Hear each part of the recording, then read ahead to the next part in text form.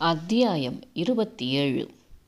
வாணியை சமாதானப்படுத்திவிட்டு அவர்கள் மொத்த டீமும் ஓரிடத்தில் சந்திக்க ஏற்பாடுகளை செய்துவிட்டு சூர்யாவை அங்கு அழைத்து சென்றான் வெற்றி. எல்லோரும் வந்ததும் அங்கு சற்று நேரம் அமைதி சூழ்ந்தது. இஷான் தான் முதலில் பேச்சை ஆரம்பித்தான். நடந்து முடிந்த கொலைகளை வைத்து கேசி உஷாராகி இருப்பான் என்றும் இனி தாங்கள் மிக கவனமாக இருக்க வேண்டும் என்று கூறிக்கொண்டிருந்தான். அனைவரின் மனதிலும் அதே எண்ணம்தான் இருந்தது. நிச்சயம் அவன் யோசிக்க ஆரம்பித்திருப்பான் என்றே எண்ணினர்.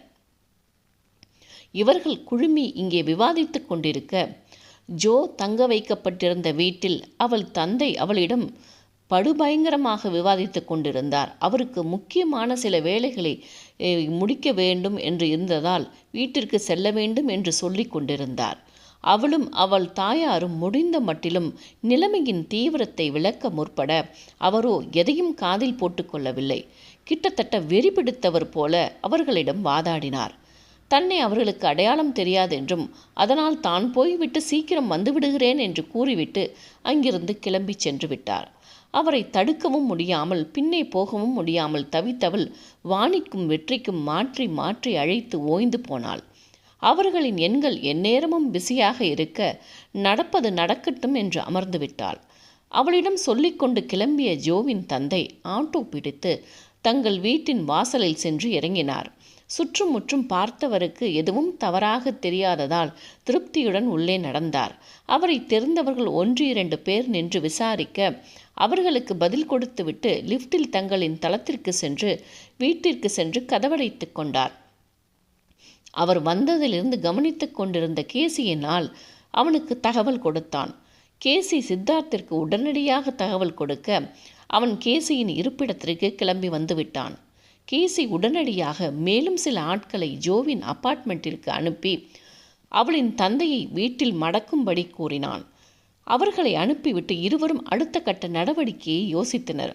வீட்டினுள் சென்று சற்று நேரம் ஆசுவாசமாக அமர்ந்துவிட சரியாக அந்நேரம் காலிங் பெல் அடித்தது. தான் வந்திருப்பதை அறிந்து குடியிருப்பு வாசிகள் யாராவது தான் வந்திருப்பார்கள் என்று எண்ணி வேகமாக சென்று கதவை திறந்தார். ஆனால் அங்கே நின்றிருந்த கேசியின் ஆட்களோ அவரை தள்ளி கொண்டு உள்ளே நுழைந்தனர். அதை சற்றும் எதிர்பார்க்காதவர் அவர்களை தள்ளி கொண்டு வெளியே ஓட முயற்சிக்க அவரை இழுத்து வேகமாக உள்ளே வீசினான். அதில் சுவற்றில் மோதி அவரது கபாலம் உடைந்து போனது. அந்த இடத்திலேயே மெல்ல ஒரு உயிர் பிரிய ஆரம்பித்தது. இதை எதிர்பார்க்காதவர்கள் உடனடியாக கேசிக்கு அழைத்து கூறினார்கள். அவனோ சிறிதும் கவலைப்படாமல், அந்த ஆள் உசுறு இருக்கும்போதே அந்த நாய் எங்கே இருக்கான்னு விசாரிங்க என்றான். அதன்படி ஒருவன் அவரிடம் அவர் பெண்ணை பற்றி கேட்க ஆரம்பித்தான். அவரோ மறுப்பாக தலையசைத்தார் கண்ணீருடன். மீண்டும் மீண்டும் அவரை வற்புறுத்த ஒரு கட்டத்தில் அவர் தலை தொய்ந்து விழுந்தது. அவர் இறந்துவிட்டார் என்று அறிந்ததும் கேசியும் சித்தார்த்தும் நொந்து போனார்கள். இப்பொழுது அவளை எப்படி வரவழைப்பது என்று புரியாமல் அமர்ந்திருந்தனர். அந்நேரம் அவர்களது ஆட்களில் ஒருவன் அவர் வந்து இறங்கிய ஆட்டோவை பின்தொடர்ந்து சென்று அவனை பிடித்திருந்தான். அவனிடமிருந்து அவர் எங்கிருந்து வந்தார் என்பதையும் தெரிந்து கொண்டான். அதை கேசிக்கு கூற உடனடியாக அனைவரையும் அந்த அப்பார்ட்மெண்ட்டிற்கு செல்லும்படி கூறினான். இது எதையுமே அறியாது ஜோ பாதுகாப்பாக இருக்கிறாள் என்று எண்ணி கேசியை எப்படி வளைப்பது என்று பேசிக்கொண்டிருந்தனர். ஜோவை தங்க வைத்த அப்பார்ட்மெண்ட்டிற்கு வந்திறங்கிய ரவுடி கும்பல் அங்கிருந்த வாட்ச்மேனை மிரட்டி அவள் எங்கிருக்கிறாள் என்பதை அறிந்து கொண்டு மடமடவென்று அவள் வீடிருக்கும் தளத்தில் நுழைந்தனர். தந்தை வருகிறாரா என்று ஜன்னலில் நின்று பார்த்து கொண்டிருந்தவள் ரவுடி கும்பலை கண்டதும் உஷாராகி அன்னையை இழுத்துச் சென்று மேசையை போட்டு ஏறி அவரை கஷ்டப்பட்டு தூக்கி பரன்மேல் அமர வைத்து, என்ன நடந்தாலும் வெளியே வராதீங்க என்றவளின் கையை பிடித்து கொண்டவர் நீயும் ஏறு என்றார். கண்களில் கண்ணீருடன், மா அவனுங்க என்ன தேடித்தான் வரானுங்க, நான் இல்லைன்னா எந்த இடத்தையும் விடமாட்டாங்க, தயவு செஞ்சு நீங்கள் இங்கே இருங்க என்றாள். அவரோ அழுது கொண்டே, உன்னை அவனுங்க கிட்ட தூக்கி கொடுத்துட்டு நான் இங்கிருந்து என்ன செய்ய என்று கதறினார். அவர் சொன்னால் கேட்க மாட்டார் என்பதை புரிந்து அவர் எதிர்பார்க்கும் முன் முகத்தில் ஓங்கி குத்தி இருந்தாள். அதில் அப்படியே அவர் மயங்கி சரிய அவரை உள்ளே தள்ளிவிட்டு கதவை சாற்றிவிட்டாள். அவசரமாக டேபிளை நகர்த்தி அதன் இடத்தில் வைத்துவிட்டு சமையல் அறைக்கு சென்று தனக்கு தேவையானதை எடுத்து வைத்துக்கொண்டு அவர்கள் வரும் வரை காத்திருந்தாள். சற்று நேரத்தில் படபடவென்ற சத்தமிழ கதவு ஓங்கி தட்டப்பட்டது. அக்கம் பக்கத்தில் இருந்தவர்களெல்லாம் பயந்து போய் வீட்டினுள்ளேயே இருக்க கதவு திறக்கப்படவில்லை என்றதும் உடைக்க ஆரம்பித்தனர். அவர்கள் கதவை உடைக்க ஆரம்பித்ததும் கண்களில் கண்ணீருடன் இதழில் கேலியான சிரிப்புடன் கையில் இருந்த கத்தியால் தன்னைத்தானே ஓங்கி வயிற்றில் குத்தி கொண்டாள். சரியாக கதவு அந்நேரம் உடைந்து அவர்கள் உள்ளே வந்து அந்த காட்சியை தான் கண்டனர். கத்தியால் குத்தி கொள்ளும் முன் வாணிக்கு வாய்ஸ் மெசேஜ் அனுப்பியிருந்தாள். மேடம், உங்களுக்கும் வெற்றி சாருக்கும் இதுவரை செய்த உதவிகளுக்கு நன்றி. நான் என்னோட கடைசி நிமிஷத்தில் இருக்கேன். அவனுங்க நாங்கள் இருக்கிற இடத்த கண்டுபிடிச்சிட்டானுங்க. அப்பா தான் பிடிவாதமாக வீட்டுக்கு போய் அவனுங்களை இங்கே வரவழைச்சிட்டாங்க. அநேகமாக எங்கள் அப்பாவையும் கொன்று இருப்பாங்க. ஆனால் என்ன ஆனாலும் நான் அவனுங்க கையில் சிக்க மாட்டேன். என்னோட முடிவை நானே தான் தேடிப்பேன். உங்கள் 2 பேர்கிட்டையும் என்னோட கடைசி ஆசையாக இதை கேட்குறேன். அவனுங்களை பிடிச்சிட்டிங்கன்னா அரசாங்கத்திடம் ஒப்படைக்காமல் அவனுங்க செஞ்ச பாவத்துக்கு அணுவாக அனுபவிக்கிற மாதிரி தண்டனையை கொடுக்கணும். எனக்காக இதை செய்வீங்கன்னு நம்பிக்கையுடன் இந்த உலகத்தை விட்டு போகிறேன் என்று முடித்திருந்தாள். அவள் கத்தியால் குத்தி கொண்டிருப்பாள் என்று எதிர்பார்க்காதவர்கள் உடனே கேசிக்கு அழைத்து விஷயத்தை கூற அவனோ கடுப்பாகி அவர்களை திட்ட ஆரம்பித்தான். அப்பொழுது உடனிருந்த சித்தார்த்தோ, அவள் செத்தாலும் பரவாயில்ல, அவள் உடம்பை கொண்டு வாங்கடா, என்னை அவமானப்படுத்தின அவளுக்கு சாவில் கூட நல்லது நடக்கக்கூடாது என்று கத்தினான்.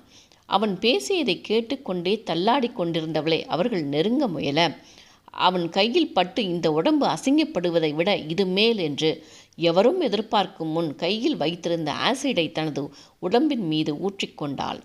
அவளது உடலெல்லாம் பொசுங்க ஆரம்பிக்க அவளது அலறல் அவர்களின் காதை செவிடாக்கியது.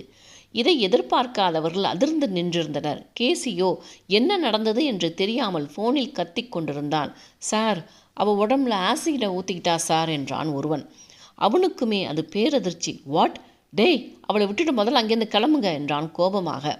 அவளை அப்படியே விட்டுவிட்டு அனைவரும் அவசரமாக அங்கிருந்து ஓடினர். வீடெங்கும் அவளது தசைகள் பொசுங்கும் நாற்றம். அக்கம் பக்கத்தில் இருந்தவர்கள் அவர்கள் கிளம்பியதும் மெல்ல எட்டி பார்க்க அங்கே அவர்கள் கண்ட காட்சியில் பெண்கள் ஒரு சிலர் தொப்பு தொப்பு என்று மயங்கி விழுந்தனர். அவளது உயிரோ மெல்ல இழுத்து கொண்டிருந்தது. கேசியினால் அசிங்கப்பட்ட அந்த நிமிடத்தில் இருந்து அவனை பழி தீர்க்க வேண்டும் என்கிற ஆத்திரத்தோடு இருந்தவள் அதற்கான முடிவுகளில் தெளிவாகி இருந்தாள். மீண்டும் ஒரு முறை அவன் கையில் அகப்பட்டால் நரகம்தான் என்பதை அறிந்திருந்தாள். அதனால் முன்னேற்பாடாக ஆசிடையும் தயார் செய்து வைத்திருந்தாள். அசிங்கப்பட்ட இந்த உடம்பு மறுமுறை அவன் கையில் கிடைக்கக்கூடாது என்றும் எண்ணியிருந்தாள். அதனால்தான் அவர்களை கண்டதும் இப்படி ஒரு முடிவை எடுத்திருந்தாள். எப்படியெல்லாம் வாழ வேண்டும் என்கிற கனவோடு சுற்றித் திரிந்த சின்னஞ்சிறிய பறவை ஒன்று வேடன் கையில் அகப்பட்டு தனது புனிதத்தை இழந்ததாக எண்ணி தன்னைத்தானே மாய்த்து கொண்டது. அவளது கண்ணீர் பொசுங்கிய கன்னங்களில் இறங்கி பூமியை தொட்டது. பூமி தாயும் வெம்மை தாளாது தவிக்க வருண பகவான் நெஞ்சு வெடிக்க கதறி தீர்த்தான். பேய்மழை என்று சொல்லுவார்களே, அதுபோல ஓவென்று அடித்து ஊற்றியது. அப்பார்ட்மெண்ட் வாசிகள் அந்த வீட்டு ஓனரை தொடர்பு கொள்ள முயன்று கொண்டிருந்தனர். அதே சமயம் தங்களது மீட்டிங்கை முடித்துக்கொண்டு கிளம்ப தயாரானவர்கள் மழையினால் அங்கேயே நின்றனர். அப்பொழுது வெற்றி தனது போனை எடுத்து பார்க்க ஜோவிடமிருந்து வந்த அழைப்புகளைக் கண்டு என்ன இவ்வளவு தடவை கூப்பிட்டிருக்கா என்று பதட்டமானான்.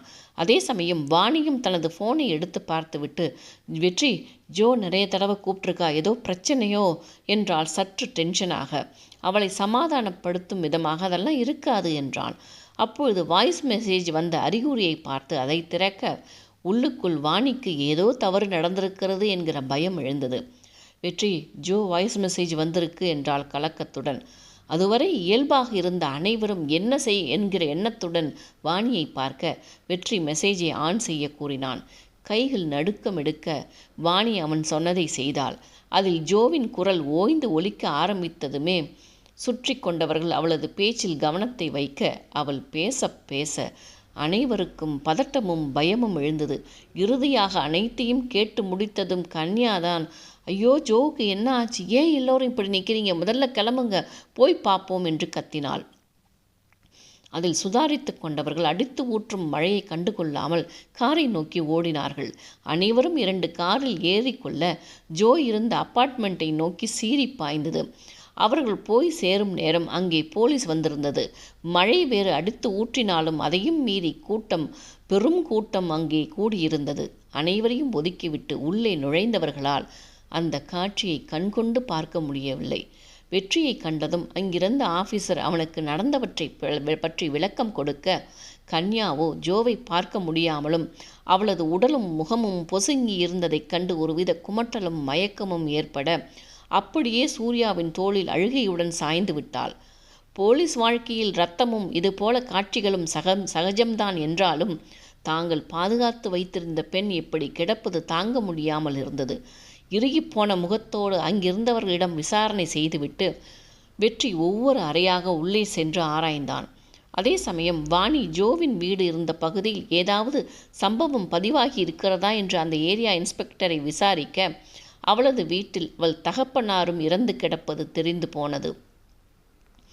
நடந்தவைகளை எண்ணி வாணியின் முகமும் மனமும் இறுகிப் போனது. அறைகளை ஆராயச் சென்றிருந்த வெற்றி ஒரு அறையிலிருந்த பரணிலிருந்து சொட்டு சொட்டாக இரத்தம் சொட்டி கொண்டிருப்பதைக் கண்டு அவசரமாக அங்கிருந்த போலீஸ்காரர்களை அழைத்தான். அவர்கள் வந்து மேசையை போட்டு பரன் மேலேறி கதவை திறந்ததும் ஜோவின் அன்னை அவர்களது கையில் விழுந்தார்.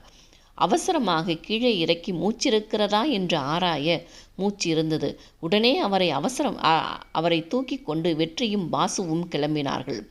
வாணிதான் மற்றவற்றை பார்த்து கொள்வதாக சொல்லிவிட்டு அங்கே நிற்க, சூர்யாவையும் கன்யாவையும் அங்கிருந்து பத்திரமாக அழைத்துச் செல்ல கூறிவிட்டு மேற்கொண்டு தடயங்கள் எதுவும் கிடைக்கிறதா என்று ஆராய ஆரம்பித்தாள். அதே நேரம் கேசியும் சித்தார்த்தும் டென்ஷனில் இருந்தார்கள். ஜோவை பிடித்து வந்துவிடலாம் என்று எண்ணி இருந்தவர்களுக்கு அவளின் இந்த முடிவு சற்றும் எதிர்பாராதது. அவள் இப்படி செய்து தங்கள் ஆட்களை மாட்டி விட்டிருக்கிறாள். 2 அப்பார்ட்மெண்ட்டிலும் தங்கள் ஆட்களை எல்லோரும் கவனித்திருக்கிறார்கள்.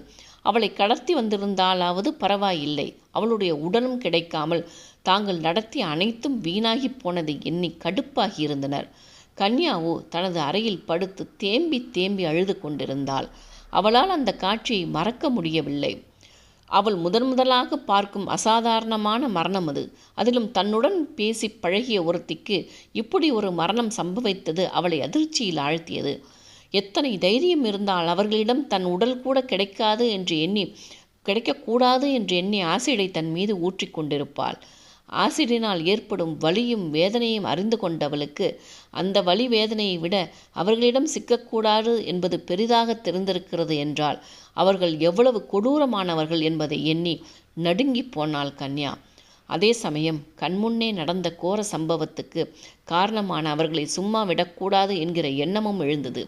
படுக்கையில் எழுந்து 2 கால்களை கட்டிக்கொண்டு அமர்ந்தவளுக்கு ஜோவின் சிறுத்த முகம் கண்முன்னே வந்து போனது. இறுதியாக அவளது கன்னத்தில் காய்ந்து போய் கிடந்த கண்ணீர் துளிகளும் வந்து போனது. விடமாட்டேன் ஜோ, நீ துடிக்க துடிக்க வலியையும் வேதனையும் அனுபவித்த மாதிரி அவனுங்களும் அனுபவிக்கணும். நாங்கள் யாரும் அவனுங்களை நிம்மதியாக இருக்க விட மாட்டோம் என்று கன்னங்களில் வழிந்த கண்ணீரை துடைத்து கொண்டே கூறிக்கொண்டாள்.